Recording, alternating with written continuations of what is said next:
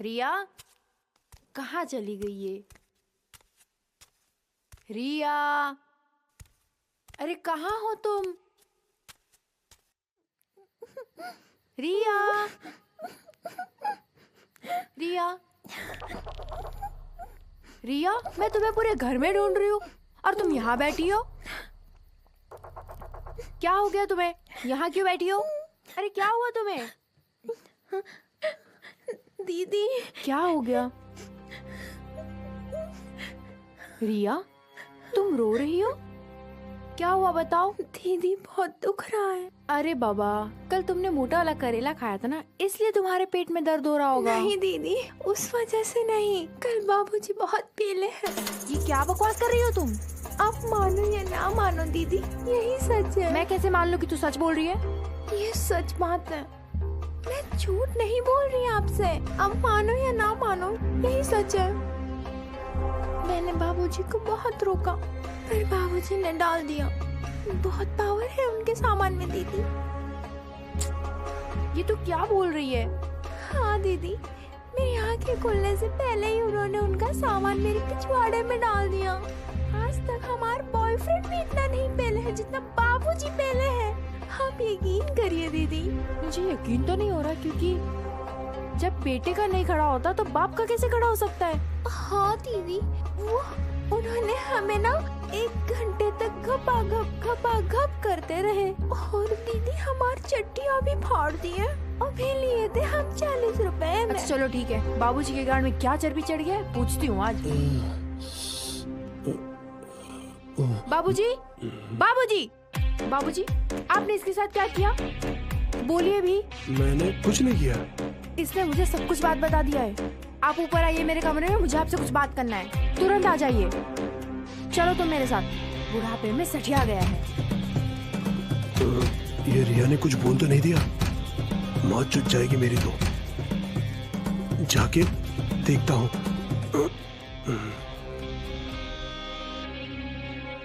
अच्छा बहू, बोलो मुझे किस लिए बुलाया? मैंने आपको इसलिए बुलाया बाबूजी, इसने मुझे सारी बात बता दी है। आपने इसके साथ ये सब कुछ क्यों किया? आपको शर्म नहीं आई?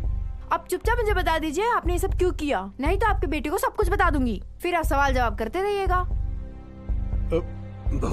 बहू, बेटे को ये सब बताने की कोई जरूरत नहीं।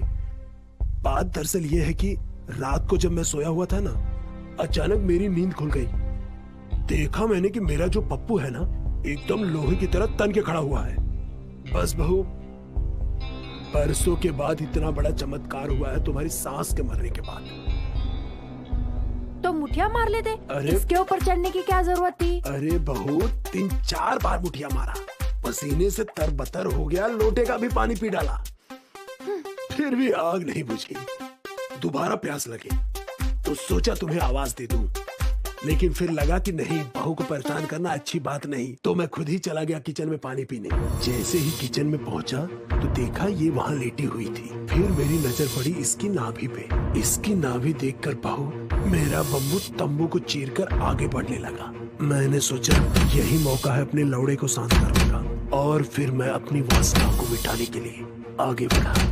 और यकीन मानो बहू, मेरा लंड जैसे मेरा शुक्रिया अदा कर रहा हो। फिर जैसे बिल्ली दूध पीने के लिए दबे पांव आगे बढ़ती है, वैसे ही मैं अपना दूध निचोड़ने के लिए इसके पास गया। और कसम से बहू, इसको जब मैंने पहले झटका मारा ना,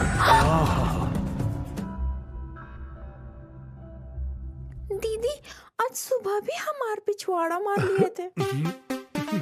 वाह बाबूजी, आप तो बड़े छुपे रुस्तम निकले। मुझे तो नहीं लगा था कि आप ऐसे होंगे। हमें भी तो पता चले कि कैसा है आपका कुतुब मीनार।